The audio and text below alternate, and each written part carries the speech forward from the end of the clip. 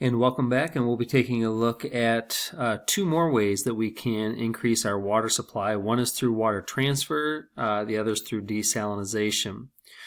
When we're taking a look at water transfer, all we're doing is moving water from one area that has excess water to another area.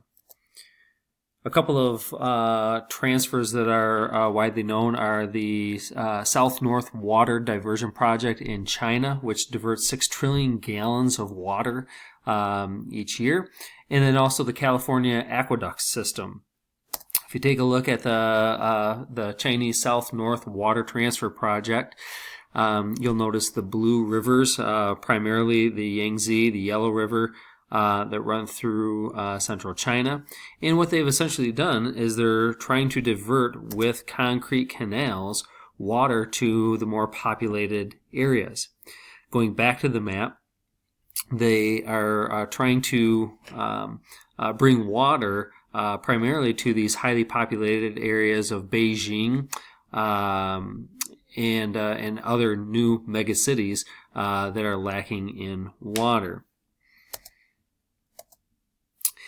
The California aqueduct system in red here tries to bring water from the north to the south. About 75% of the precipitation in California falls in the north. That's where you're going to find the sequoias and the redwoods, etc. But 75% of the demand for water is down to the south, and that's going to be, San Francisco, LA, San Diego, etc. And so what they're trying to do, again, through these concrete canals, is just to bring water to those areas that need it most. As you can imagine, those areas that have the water don't necessarily want to give that water up, while those areas that need the water oftentimes take a lot more water than maybe that they necessarily need, and that causes political strife.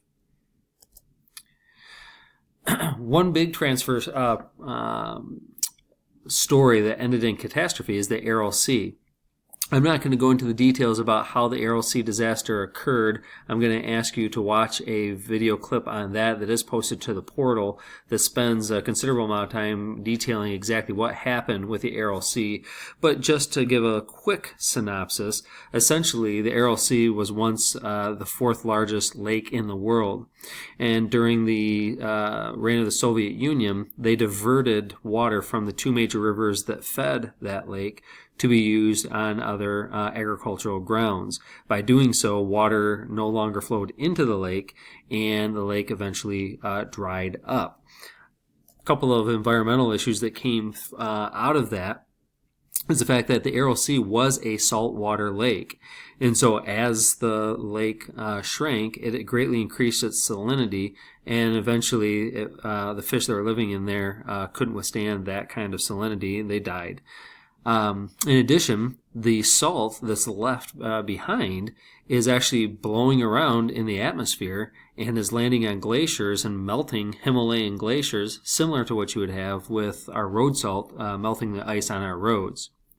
With the lake dried up in many areas, you no longer have that moderating effect of the water, and so the summers are hotter, the winters are colder, which has definitely changed not only the living conditions for the people, but also the ecosystem surrounding the sea.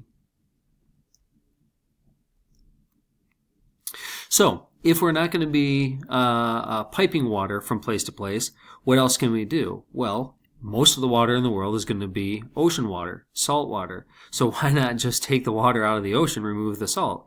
And that sounds like a good plan, but as it turns out, the cost for that is extremely high, and then what are you going to do with all that leftover salt? When you remove the salt, you have to do something with it.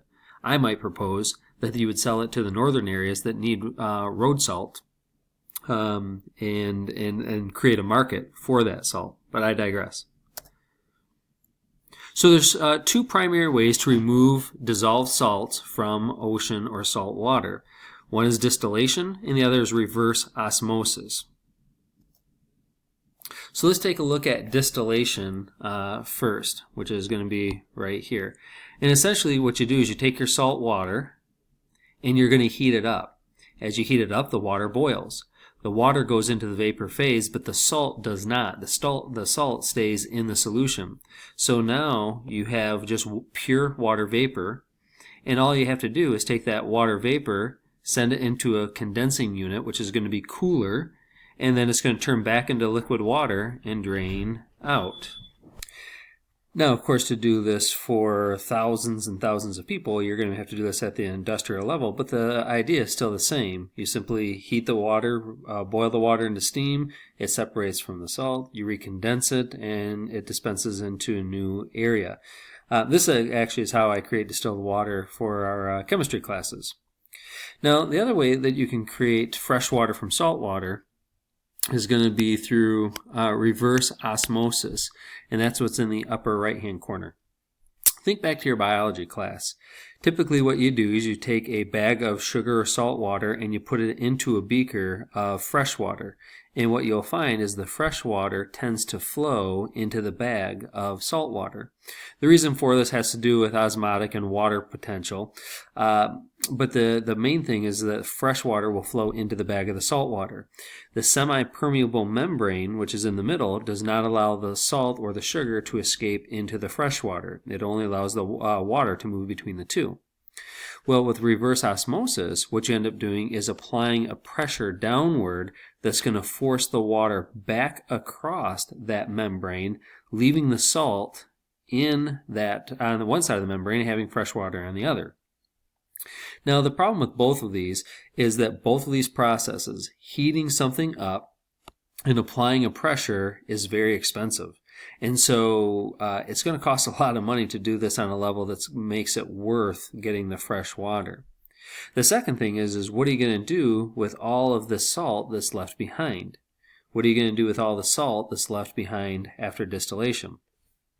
If you dump it back into the ocean, you have really, really salty water, which can cause problems similar to how it did in the Aral Sea, where fish and other aquatic organisms are not adapted to that salty of an environment.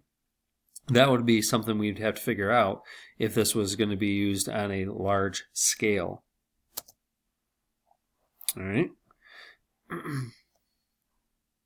So, what are some of the other options for using fresh water more sustainably? So we've already talked about how we can expand water through the use of groundwater, creating and building dams, transferring water from place to place, and then desalinization. But more efficiency can go a long way to stretching out the water that we currently have by simply cutting down on wastes, raising prices so that people watch their water use more closely, slowing population growth, which will eliminate or slow the need for more water, and then, of course, protecting our current aquifers and forests so that they can naturally store and release this fresh water. All right. So how can we improve the efficiency? Remember that agriculture is going to be the largest industry in the world. And so improving the efficiency in our irrigation can go a long way to stretching out our water resources. And so we want to talk about 3 different ways of irrigating our crops. Okay, the first way is gravity flow. And so if these are lined, they can be an effective way of getting water to the crops. Now, if these channels are not lined, the water can just simply seep back down into the ground, and you're going to be wasting quite a bit of water. Another way is through what's called drip irrigation. This pipes the water right to the plant roots, and then with little perforations in the pipes, it literally just drips the water that it needs directly on the roots or in close proximity to that. That becomes extremely efficient, between 90 and 95% efficient. Now, when we're talking about large-scale agricultural operations, oftentimes we utilize what's called the center pivot irrigation system. In that, you have these big booms that simply go around in circles, dropping the water on the plants, spraying the plants with water.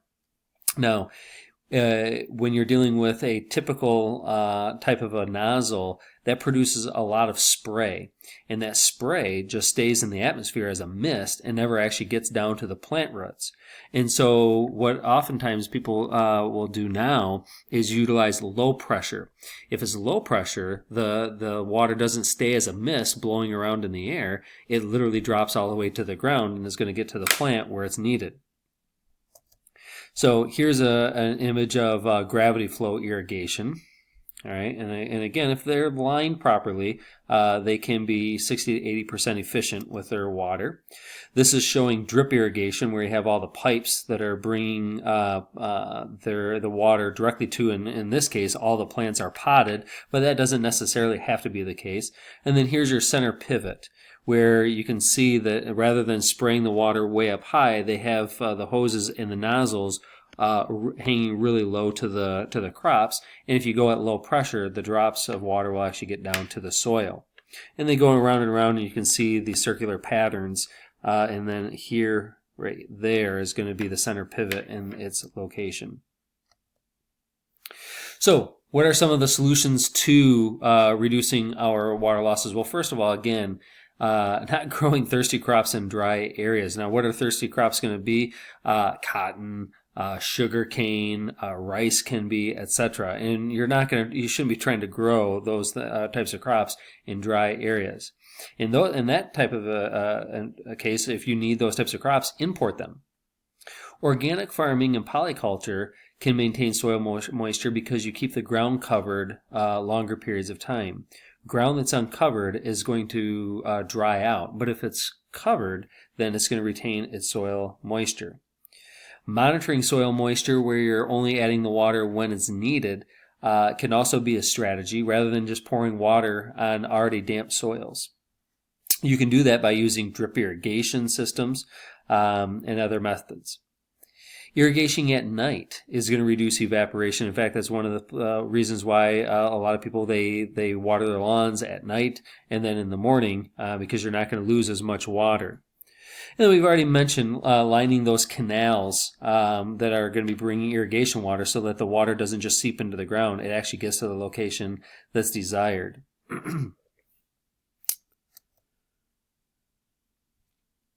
All right, I think we've already mentioned some of these. Other methods, using human-powered treadle pumps. That's what these guys are doing here, to pump the water when it's needed. And then using gravity flow or other methods, you can bring the water to the plants. And I think we've already talked about a lot of these types of things. You did the calculations, or will be doing calculations, on the amount of water lost through plumbing systems, through sewer systems, those types of things. There's a lot that can be done in saving water through our water transfers. Also, utilizing water thrifty landscaping. If you take a look at some beautiful homes that use a lot of rock gardens, more landscaped areas, you don't have to water these quite as often. Okay.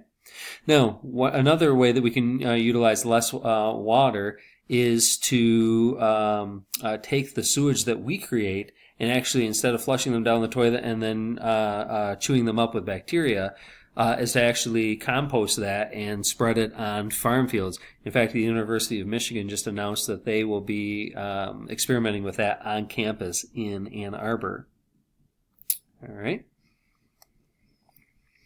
And then remember, personal responsibilities. What can you do to save water, and it's going to save you money? Well, using water-saving toilets and shower heads, those types of things that use less water, turning off sinks when you're brushing your teeth rather than just letting the water go down the drain, taking shorter showers, making sure that you're repairing any leaks at home, making sure that you wash your dishes and your clothes when you have full loads rather than just partial loads. When you're going to wash your car, all you're going to do is you turn off the hose and then rinse only when necessary. Using those types of things can go a long way to saving in your own personal pocketbook. I think because of the time that we have, I'm going to allow you to read up on the reducing of flooding. We're up against the 15 minutes.